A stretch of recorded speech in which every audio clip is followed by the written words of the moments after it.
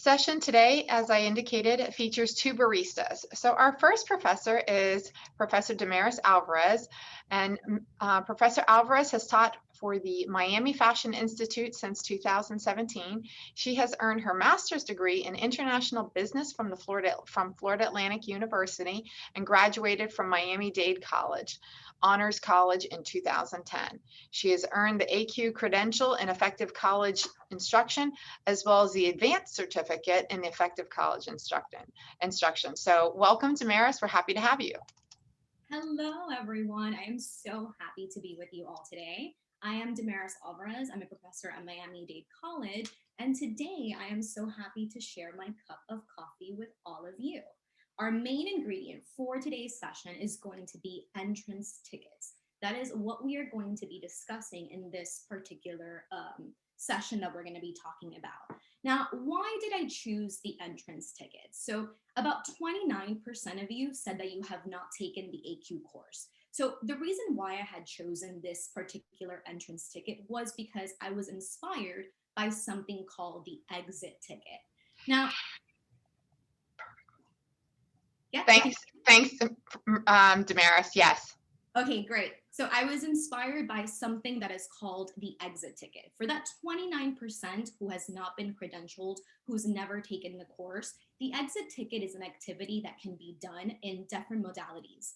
For example, let's say that you are teaching in a physical classroom. The exit ticket would be given to your students as they exit the class. So what you do is you give them a flashcard and you have them write down something that they either found interesting or they found confusing about your course for that day, your lecture.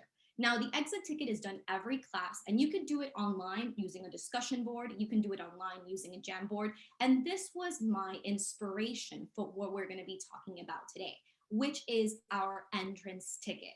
Now, the entrance ticket focuses on something completely different than the exit ticket because we're focusing on student success. In other words, with this entrance ticket, what we want to know is, what does the student need in order to be successful? And how can we, as the professor, provide those tools in order to help the student succeed or persist throughout the semester in their courses? This is also very important in terms of having empathy and understanding the issues or the hardships that our students are facing in the classroom, which is very important. The exit ticket, what happens is that you're finding out the issues at the end of the class. With this entrance ticket on day one, it will allow you to understand what it is that your students need in order to be successful. And that could be anything from mental health sessions, anything that they could use. Now, how does this relate to helping students persist? This can mean the difference between a passing student and a failing student. And I'll give you an example. One of the things that has gone on with COVID is that we are turned on to virtual learning, right? And I have done a lot of workshops during this virtual learning time. And throughout these workshops, one of the things that me and my colleagues have realized we have in common is that we're not aware of what our students' needs are from day one. So one of the examples I can give you is, as I was in one of these workshops, I was talking to a professor who teaches math. When I spoke with this professor, he said that some of his students, it's not until about week 8 that he realizes that they can afford the graphic calculator. Now it's week 8, the student is failing the class and they still can't afford the calculator. It's too late for us to know how to make a change, how to make a difference, how to help that student persist. So by creating this entrance ticket activity, we are allowing ourselves to connect those financial or personal hardships the student may face with student success by being able to connect our students with the resources that they need and are provided in the college. Can you go to the next slide? So now, what is my modality? I teach currently as a synchronous professor. In other words, I'm teaching virtually fully, but I meet with my classes online every day or every week, right? Every time that we have a class. However, I've chosen to include all of the modalities here in my presentation because I know the entrance ticket is something that you all can use, whether or not you're in a physical classroom, whether you're in an online setting, or whether you are in a synchronous or asynchronous setting. Because like I said, let's say you're in a physical classroom. What you can do is, again, hand your students a piece of paper on week 1 or hand them a flashcard and have them write down their name and those 3 things that they would need. Can you go back? Thank you. Those 3 things that they would need in order to be successful in your course.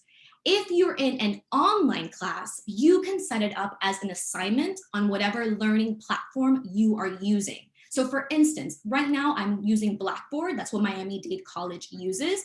I have it set up as an assignment. And the reason why I do this as opposed to a discussion board is I want to create privacy, right? Not every student is going to feel comfortable saying to the rest of the class, hey, I can't afford the book, Professor Alvarez. You know, I cannot afford the book because I have these financial hardships. So one of the most important things with this ticket is creating that privacy between you and your student.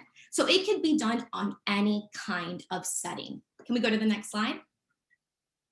Now, who is my learner? Our learners here, we're all in a college setting. So our learners are either getting an AA or an AS. They're usually about 18 and up. It could be any learner, but I went a little bit farther than that. And I did some research, right? And it turns out that most of our programs, for example, I'll bring up some stats here. Just give me one moment. For example, at Miami-Dade College, only 42% of our students are full-time students. That means the majority are part-time. They have jobs, they have kids, they have financial hardships. At Broward College, only 29.5% are full-time enrolled students. This means that these students, again, most of them are part-time because they're working, they have kids. Same thing with IRSC, 33% are only full-time. Now, what is the average household income for these colleges? Miami-Dade College, if we're talking about Wolfson campus in downtown, it's about $47,000. In Fort Lauderdale, the central campus for Broward College, the annual house income is about $47,000 as well.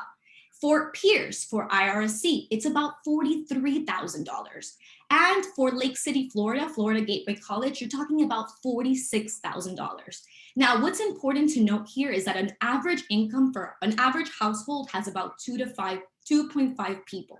So these individuals are not making the $47,000 for themselves. They have a family to maintain. Sometimes they're students who their parents are giving them some sort of money or some sort of basically some money for them to buy their books, so on and so forth.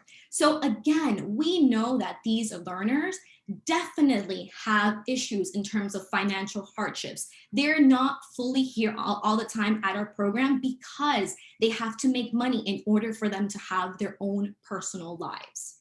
Can we go to the next slide? So how have I implemented this ticket and how can you implement it?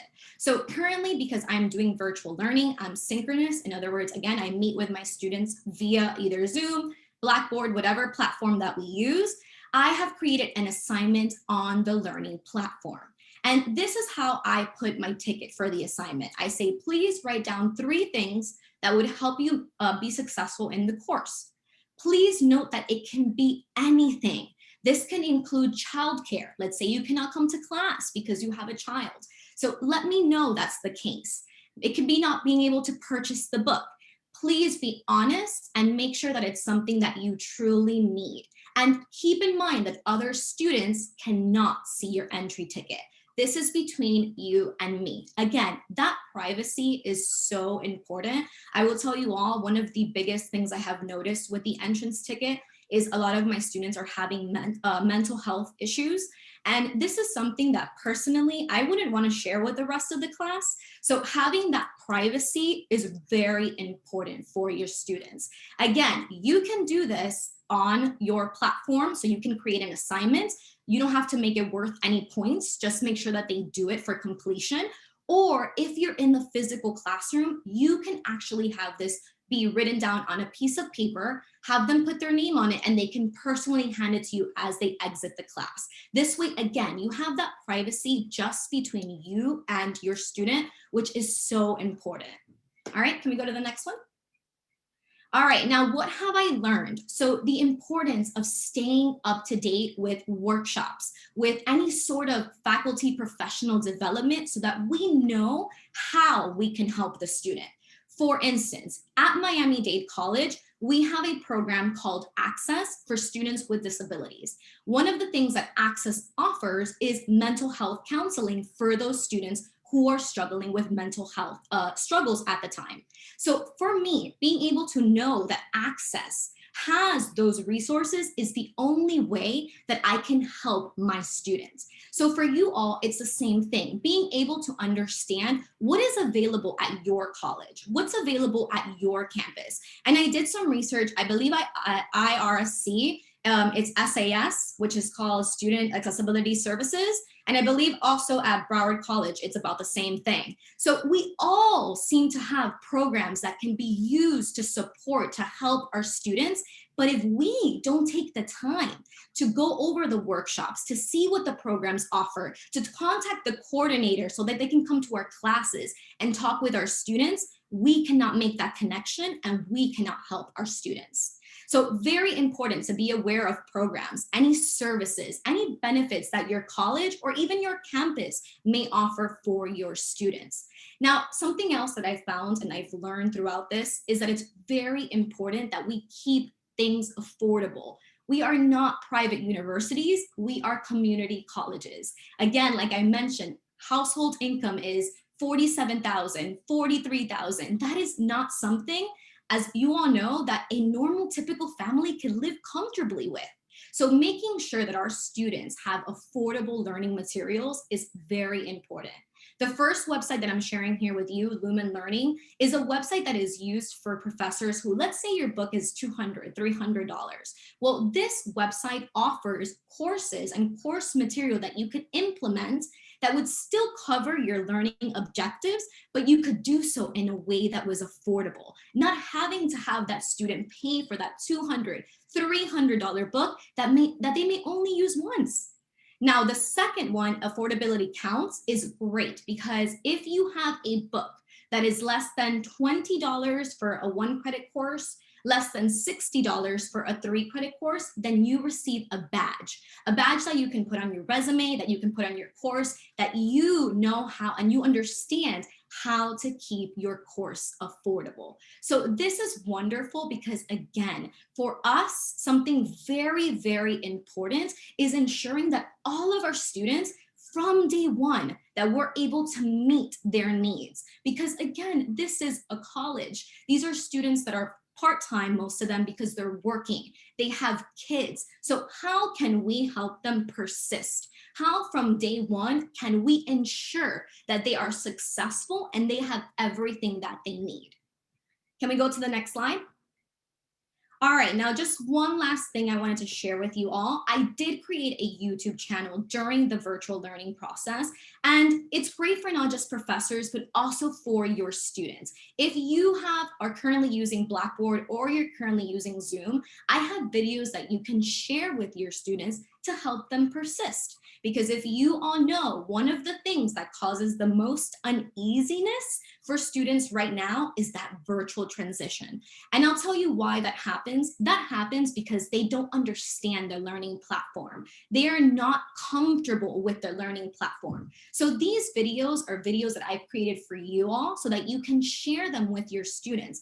Let's say you use Blackboard, then there's videos here that walks them through how to use certain aspects of that page. Do you use Zoom? There are certain ways on how to use Zoom as well. And of course, you can always ask me for suggestions and I'm happy to add more videos. Again, it was wonderful to share my cup of coffee with all of you. I hope that you enjoyed it as much as I have.